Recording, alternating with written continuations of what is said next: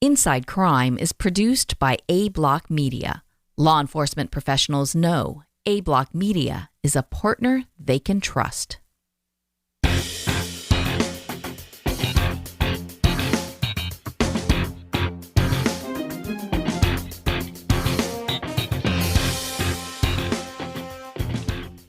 Hi, everyone.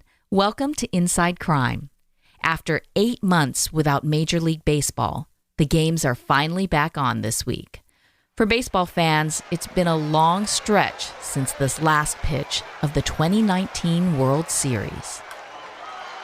As Hudson tries to close it out, it'll be another 3-2 pitch to Michael Brantley. Hudson sets the kick, and here it comes. Swing and a miss! Swing and a miss! Swing and a miss! And a World Series Game 7 winning Curly W is in the books.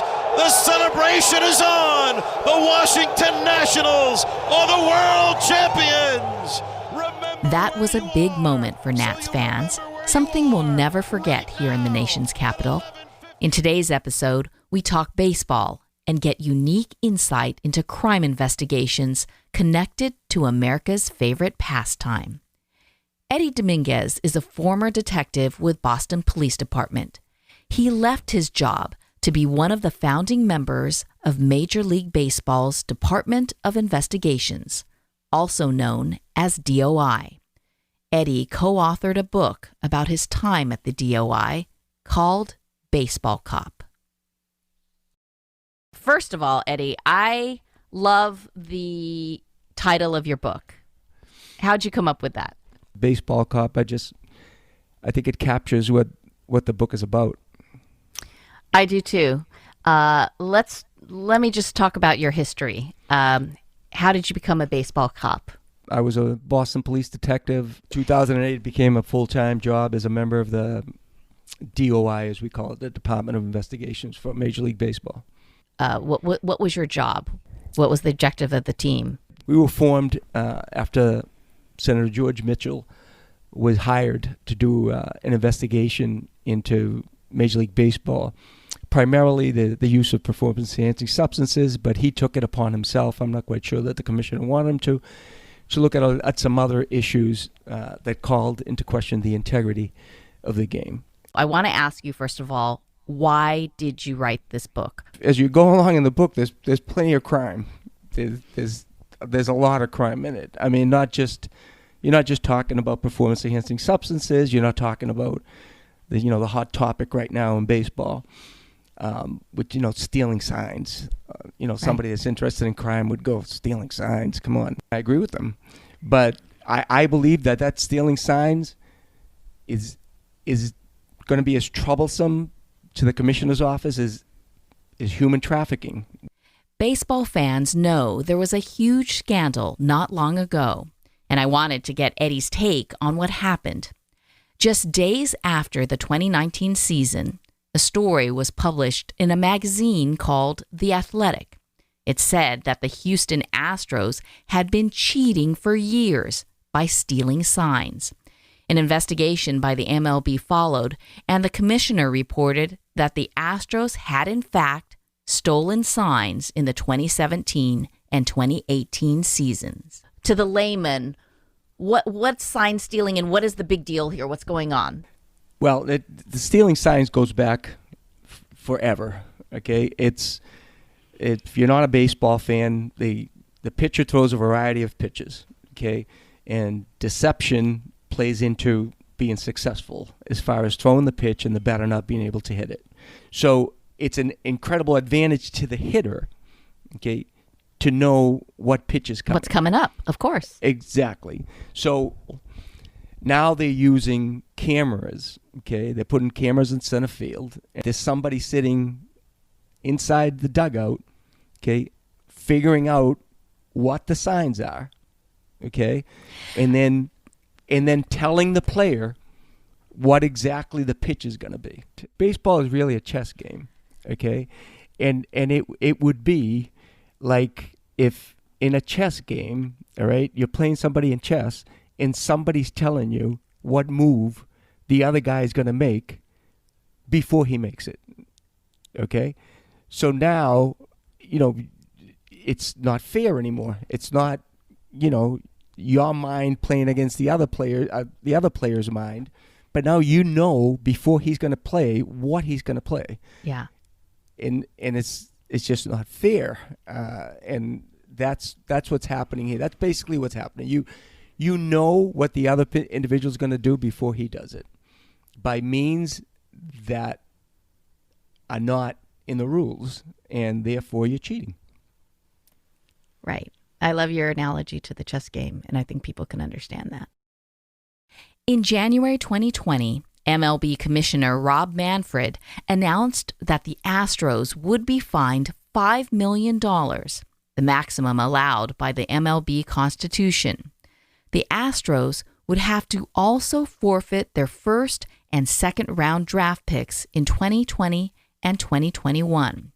In addition, the team's general manager, Jeff Luhnow, and manager A.J. Hinch were each suspended for the entire 2020 season, including the playoffs.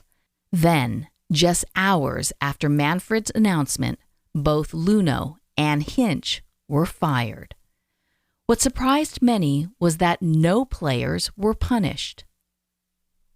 It's sad for baseball. It's tough. They cheated, and I don't agree with the punishments. The player's not getting anything. There was a player-driven thing. Do you think the Astros should be stripped of their 2017 championship? I just don't think it holds any value. You cheated and you didn't earn it. There's no question that the Astros cheating scandal was huge. Eddie says it's no surprise to him that it generated more outcry from the players than the criminal behavior associated with baseball. In his book, he talks about the use of performance-enhancing drugs, gambling, and human trafficking. What is your point in the book when you bring up human trafficking? And is this a real thing? What are you talking about? Oh, it's a real thing. Well, the human trafficking applies mainly to Cuban baseball players. Cuban baseball players, because of the government in Cuba, are not allowed to sign with any ball club. They're not allowed to leave the country. They're watched like they're gold, because Cuba has a lot of good baseball players. Cuba is a country that lives for baseball. It's a country that's very poor. There's not much that you can do to pass the time away, and baseball is it. And many of those talented Cuban players dream of making it big, to play Major League Baseball. For them, it's not just about being good enough. They need a way out of Cuba. What I believe, and what the federal government believes that's investigating this happens, is that teams are approached, before the player is taken out. And they're approached not like, in the open. It's behind the scenes. It's no different than organized crime. Mm-hmm. And they say, okay, who do you like? Who would you be interested in? Or they say, we're going to bring Eddie Dominguez. Okay, I know we got him. He's agreed. We're going to bring him. But for us to bring him, we need some upfront money. And I believe what occurs is that some team official will give them upfront money, to get them out of Cuba, to pay for the traffickers to bring him there. Well, I point out in the book to one specific incident, with a player. His name was Diane Viciello. Well, this particular player, Viciello, was in Mexico, and he had allegedly gained residency, and they were bidding for him. I get a call from Theo Epstein, the then general manager of the Boston Red Sox.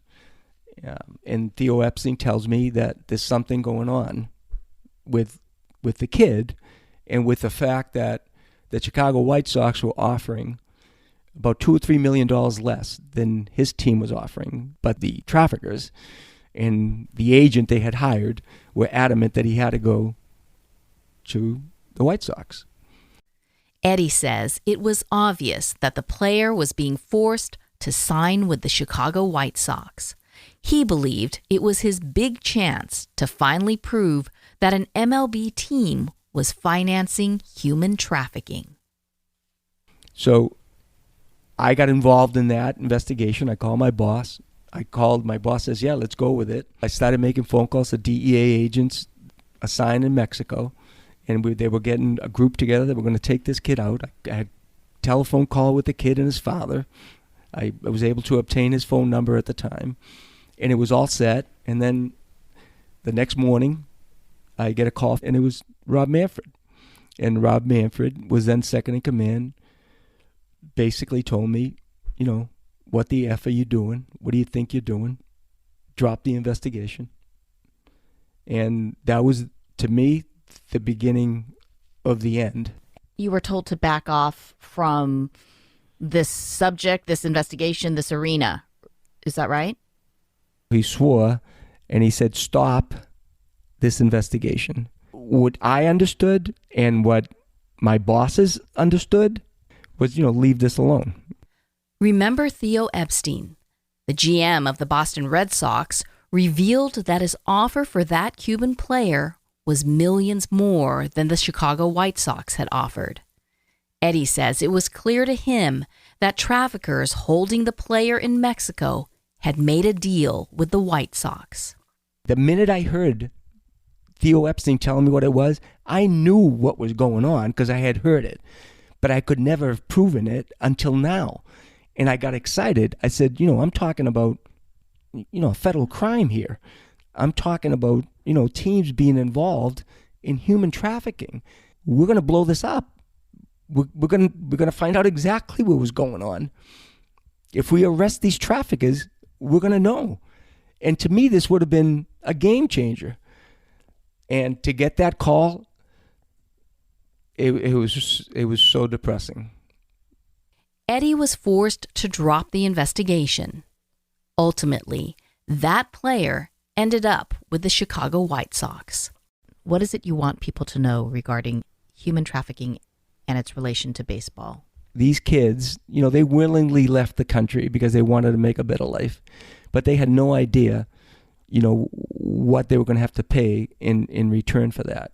They were held captive until, they signed a contract that would give 50% of their life's earning to these traffickers for the rest of their life. So they were going to work for these people that forced them into signing a contract. It's illegal. It's illegal to human traffic. To me, that should cause more concern than the sign stealing, but to a fan, it won't.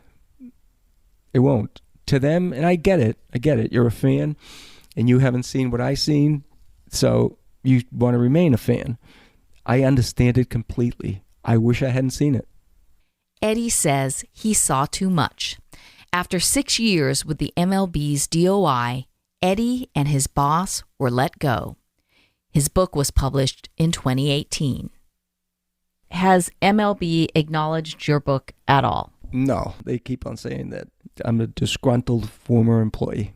The night before our book came out, we received a lawyer's letter threatening us and threatening the publisher, and that if we released the book, we would be sued.